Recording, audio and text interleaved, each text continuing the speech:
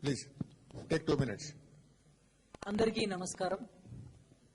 నేను దేవి ప్రసాద్. జనరల్ గా మన దేశంలో యూత్ ఎప్పుడు బయటకు వచ్చారు? ఫ్రైడే రోజు మార్నింగ్ ఫిలిమ్స్ దేశవ్యాప్తంగా రావణ్ ఫిలిం రిలీజ్ అయితే థియేటర్ల దగ్గర లైన్ లో క్యూలో నిలబడతారు. ఇంకోసారి క్రికెట్ మ్యాచ్ వరల్డ్ కప్ గెలిచినప్పుడు లక్షల మంది, వేల మంది, కోట్ల మంది రోడ్ల మీదకి వస్తారు, ఫ్లాగ్స్ పట్టుకొని వస్తారు.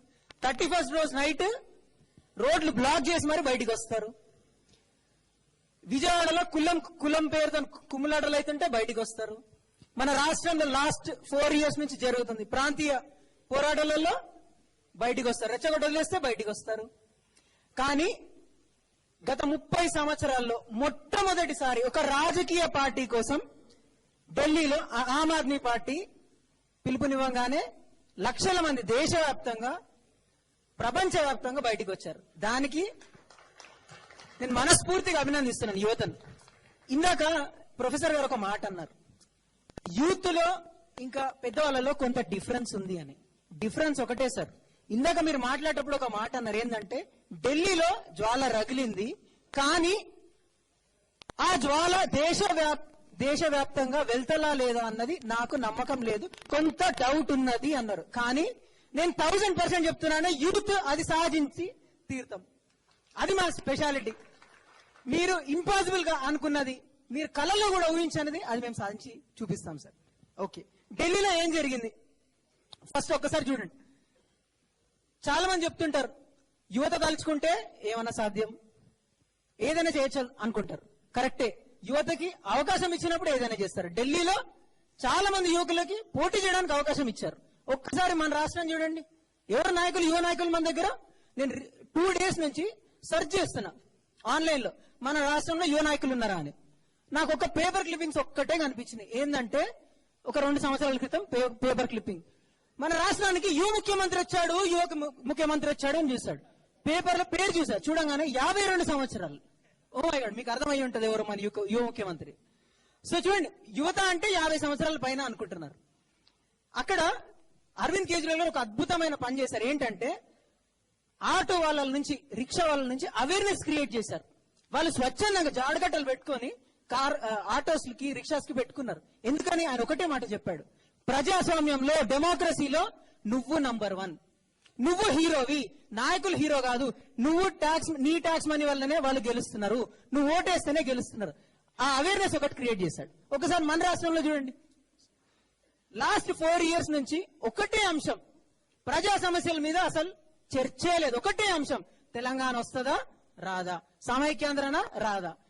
ఒక ఆయన అంటాడు, ఢిల్లీలో ఏపీ ఎక్స్పీరియన్స్ లో తెలంగాణ స్టార్ట్ అయింది, నాగ్పూర్ లో వెయిట్ చేస్తున్నది, ఇప్పుడు కాజీపేటలో రెస్ట్ తీసుకుంటున్నది, రేపు పొద్దున్నే ఆంధ్రప్రదేశ్ రీచ్ అవుతుంది. ఇదేం రాజకీయం అండి?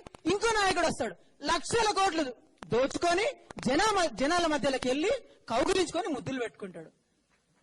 అట్లాంటి నాయకులకి మనము 5 లక్షల ఓట్లు వేసి గెలిపిస్తాం. ఇదే అండి మనం చేయాల్సింది.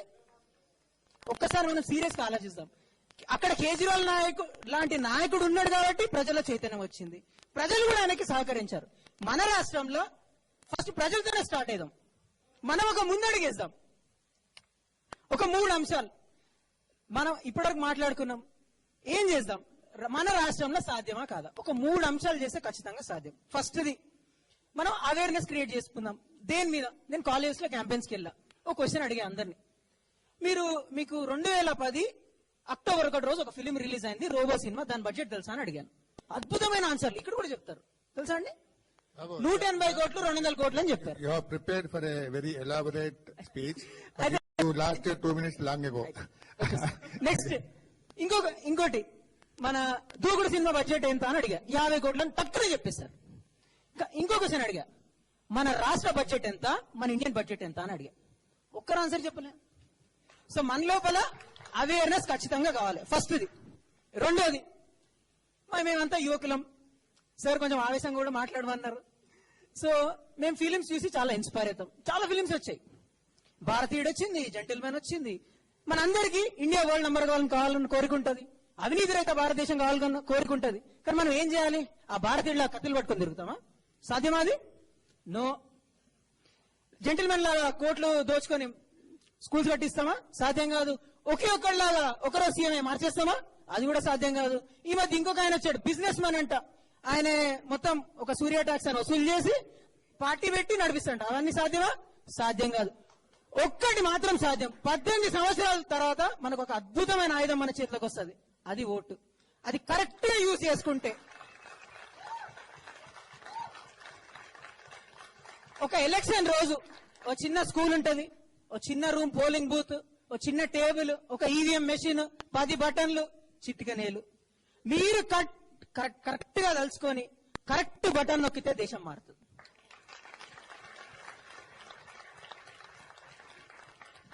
లాస్ట్, ఎవరికి ఓటేద్దాం? మీకు డౌట్ వస్తుంది. మీకు ఎవరికి ఓటేద్దాం?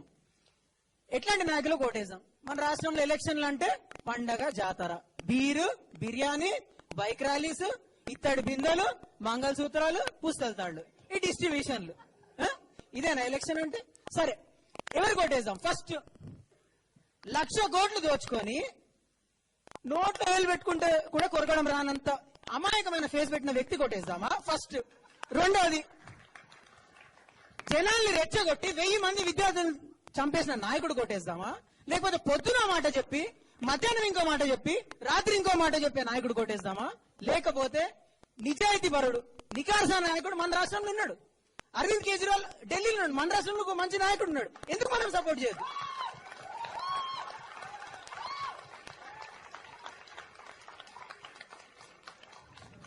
సో మీరంతా మంచి నాయకత్వాన్ని ప్రోత్సహిస్తారని ఆశిస్తూ నేను సెలవు తీసుకుంటాను. జై హింద్.